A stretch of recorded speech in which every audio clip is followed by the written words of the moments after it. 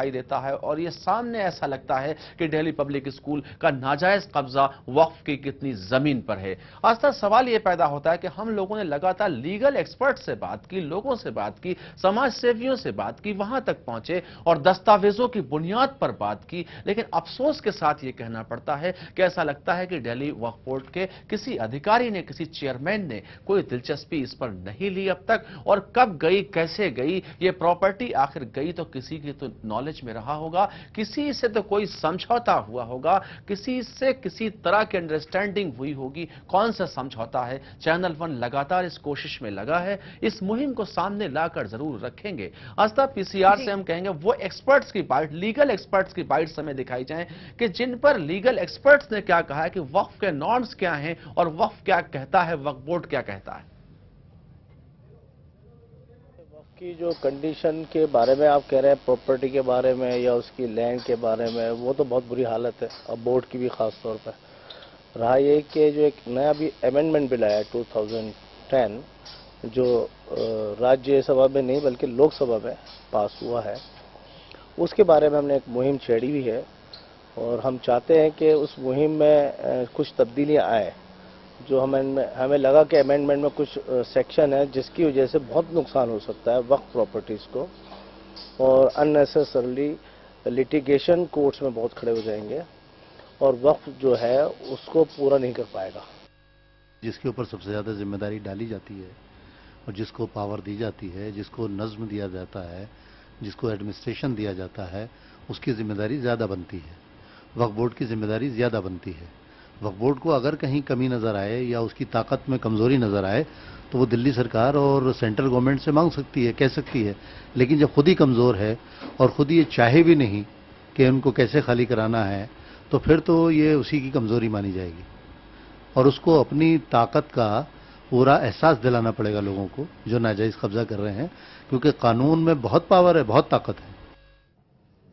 सवाल यह है आस्था कि जिस तरह से आपने देखा कि पावर बहुत है, ताकत बहुत है, लेकिन अगर कमजोरी नजर आती है तो सेंट्रल गवर्नमेंट से या दिल्ली गवर्नमेंट से इस बात को मांगा जा सकता है, इसकी डिमांड की जा सकती है। आस्था, बिल्कुल इसकी डिमांड की जा सकती है, मांगा जा सकता है। यहाँ पर एक कानूनी पेचीदगी की यहाँ पर बात आती है कि जिस वक्त वक्फ बोर्ड ने ये जमीन अलॉट की थी उस वक्त साफ तौर पर वादा लिया गया था कि यहाँ पर गरीब बच्चों को पढ़ाया जाएगा, गरीब बच्चों को शिक्षा दी जाएगी और साथ ही साथ जिस तरीके से हमारी टीम ने स्कूल का जायजा लिया और जाना कि वहां पर जो इब्तदा स्कूल भी चल रहा है, 8th स्टैंडर्ड तक का स्कूल है और उसके बाद भी बच्चों को टीसी मुहैया नहीं कराई जाती, टीसी नहीं दी जाती, जिसके बाद फर्दर एडमिशन मिलने में प्रॉब्लम होती है और इसके अलावा कई ऐसे उन्हें समस्याएं से जूझना पड़ता है जो कि सिर्फ और सिर्फ स्कूल की लापरवाही की वजह से उनके साथ होता है। आपको बता रहे हैं कि अभी तक चैनल वन ने आपको बताया था किस तरीके से मिलेनियम पार्क बना हुआ है कब्रिस्तान पर, वहां पर भी धीरे धीरे वक्फ की जमीन है कब्रिस्तान, उसको कब्जा लिया गया है, उस पर मिलेनियम पार्क बना दिया गया है और अब जो ताजा मामला सामने आया है वो स्कूल का है और स्कूल भी कोई छोटा मोटा नहीं है। यहां पर हम दिल्ली पब्लिक स्कूल की बात कर रहे हैं, बहुत ही रेप्यूटेड स्कूल है, कई चेन्स हैं इसकी, दिल्ली में ही नहीं दिल्ली से बाहर भी माना हुआ स्कूल है। लेकिन जिस तरीके से वक्फ की जमीन पर जितनी जमीन अलॉट की गई थी उसके अलावा भी आसपास की जमीन पर कब्जा कर रखा है डीपीएस ने और इसका लाभ बिल्कुल गरीब बच्चों को नहीं मिल रहा है। तो फिलहाल यहां रुक रहे छोटे से ब्रेक के लिए, आप कहीं मत जाएगा, ब्रेक के उस पार बहुत कुछ है बाकी।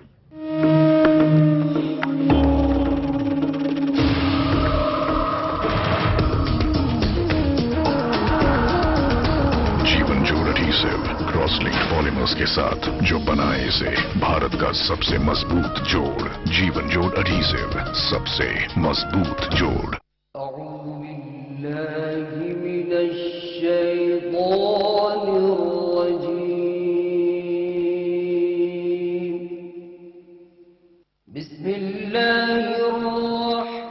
देखिए रोजाना सुबह 6 बजे अलिफ टाइम सिर्फ चैनल वन पर। मेरा मालिक मेरा खुदा तू है, इब्तिदा तू है, इंतहा तू है, कि मोहम्मद से वफा तूने तो हम तेरे हैं। ये जहां चीज है क्या लौह कलम तेरे हैं। देखिए माह रमजान के मुबारक मौके पर सदाए सहर रोजाना सुबह 4 बजे सिर्फ चैनल वन पर।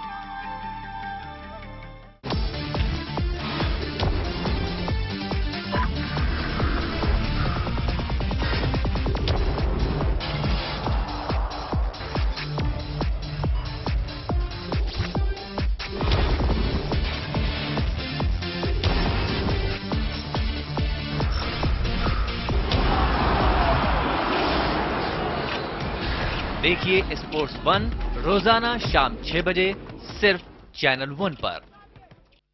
कौन कर रहा है कारोबार, किसका है कब्जा बरकरार, सरकार क्यों है लाचार, खबरों पर भी हो रही है तकरार, करेंगे आपको खबरदार, वक्त की दास्तान।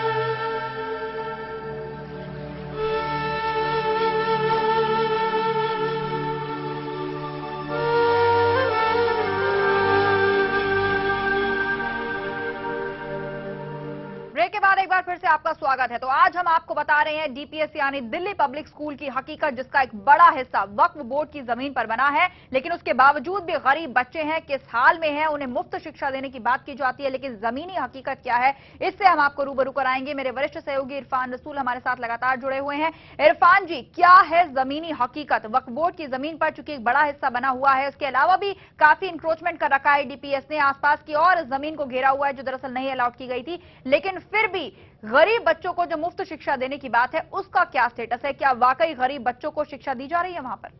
आस्था, वक्फ की दास्तान आपका प्रोग्राम है। अगर दर्दनाक और दर्द की दास्तान इसको कहें,